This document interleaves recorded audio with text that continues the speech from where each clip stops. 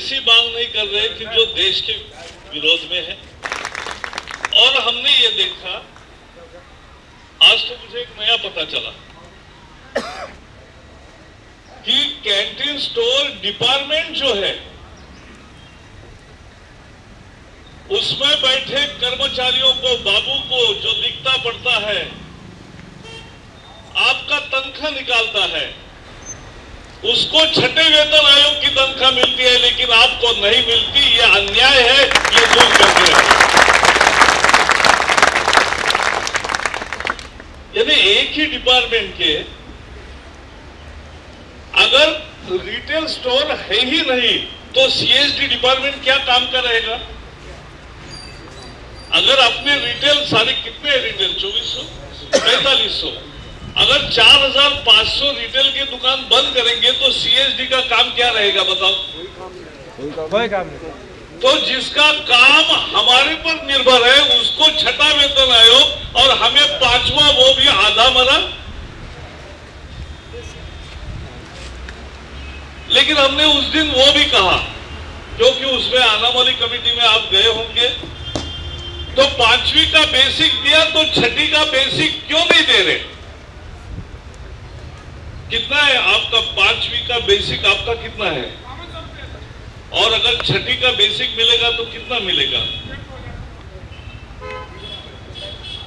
बताइए? जिसने अध्ययन किया है आपका बताओ। यस। और आपका 11,000 का कितना होगा? 39,000। आप पूरा बोल रहे हैं, बेसिक बताओ।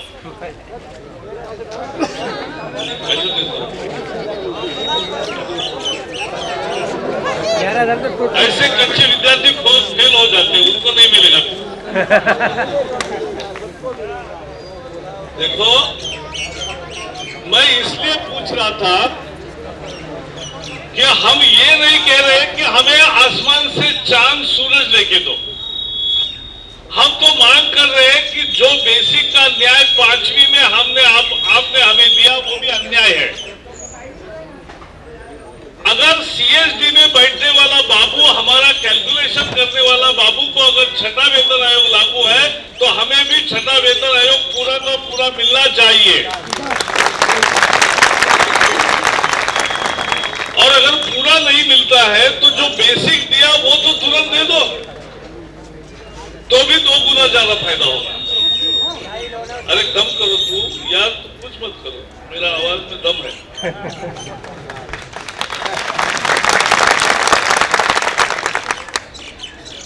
तो इसलिए ये दोहरा अन्याय है। एक हमारे पैसे की लूट हो रही है, हमें न्याय नहीं मिल रहा है, हमें तनख्वाह नहीं मिल रहा है जो मिलना चाहिए। पूरा 8-10 घंटे जो भी काम करना पड़ता है करते हैं, आखिर ये 4500 दुकान चलते हैं तभी तो 450 करोड़ रुपए मुनाफा मिल रहा है। और ये मुनाफा कहाँ खर्च हो रहा है? हिसाब मांग रहे हैं, आप तो नहीं मांग रहे थे, लेकिन हमने मांगा। मैं पब्लिक अकाउंट्स कमेटी में हूं, कैग ने मांगा, जो देश का लेखाकार है उसने मांगा, लेकिन ये आपके अधिकारी ऐसे हैं कि बोले पैसा आपके भरोसे हम कमाएंगे लेकिन आपको हिसाब नहीं देंगे।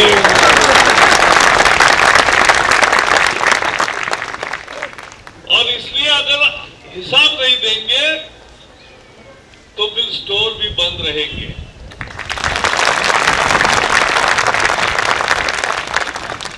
आज तक जितने भी स्ट्राइक हुए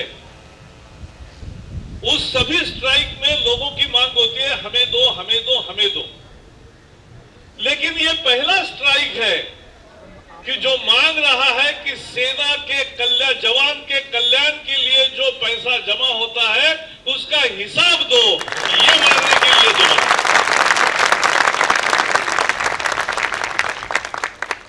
और इसलिए इसको हम केवल आवाज उठाएंगे। आज हमारी नेत्री सुषमा स्वराज जी को भी आपका डेलीगेशन मिला था और सुषमा जी ने भी कहा है कि लोकसभा ये विषय उठाएंगे और सरकार को मनवा कर ही रहेंगे।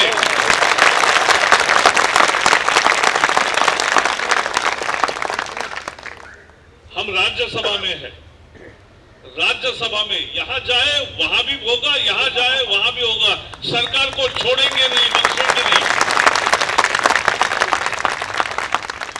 हम कह रहे चोरी मत करो। जो आखिर कैंटीन डिपार्टमेंट को फायदा कैसे होता है, स्टोर्स को टैक्स फ्री चीजें गवर्नमेंट के हुक्म से मिलती है,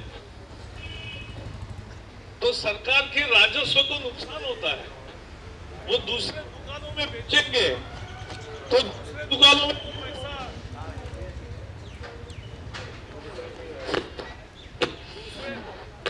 बेचेंगे तो इस पर का जो टैक्स है वो तो सरकार को मिलेगा। लेकिन यहां सरकार खुद छोड़ रही है टैक्स को, क्योंकि एक सर्विसमैन है जो देश के जवान है, और इसलिए उन जवानों के कल्याण के लिए इसका उपयोग होगा, क्योंकि उनको सस्ती चीजें मिलेगी और जो भी मुनाफा होगा उसका भी उपयोग उन्हीं के लिए किया जाएगा। इस भरोसे पर यह टैक्स कंसेशन दिया है।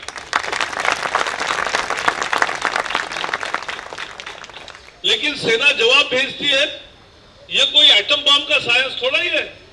अरे पैसा हमने कमाया है, वो सेना के जवानों के लिए लगा है कि नहीं, इतनी बात पूछ रहे। कोई ऐसा टॉप सीक्रेट थोड़ा ही बोल रहे, मांग रहे। लेकिन वो नहीं देंगे तो ये नहीं चलेगा, और इसलिए आवाज उठाएंगे। और ये क्यों योजना बनी? जवानों के लिए। जवानों ने क्या तकलीफ करते हैं। सेना भवन में बैठे अधिकारियों को सबको पता नहीं होगा, जिन्होंने सेना भवन से कभी सरहद पर नहीं गए। मैं तो हमेशा कहता हूं, डिफेंस मिनिस्ट्री में काम करने वाले हर बाबू को और अधिकारी को 6 महीने के लिए सीमा पर भेजना चाहिए।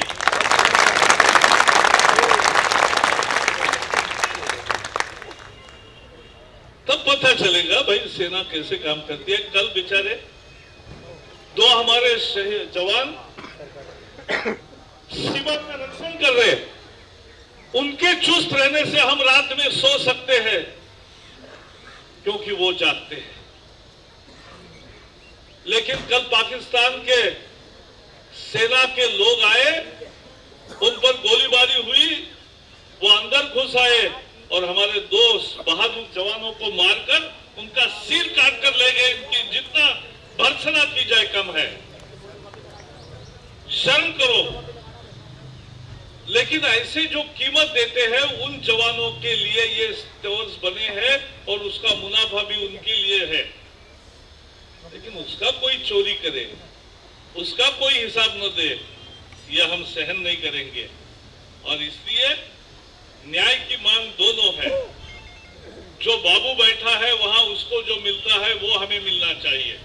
काम वो भी कर रहा है तो हम उससे ज्यादा कर रहे हैं, और इसलिए वो पहला मांग है। और दूसरी मांग है कि इसका हिसाब मिलना चाहिए, और जो एक्शन टेकन रिपोर्ट उन्होंने कहा है वो नो एक्शन रिपोर्ट है। It is not action taken report, it is action not taken report.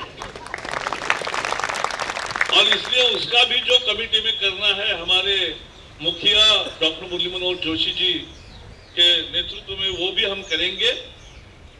और मैं तो डिफेंस कमेटी में भी हूं, अगर इधर से छूट जाए तो वहां पकड़ेंगे।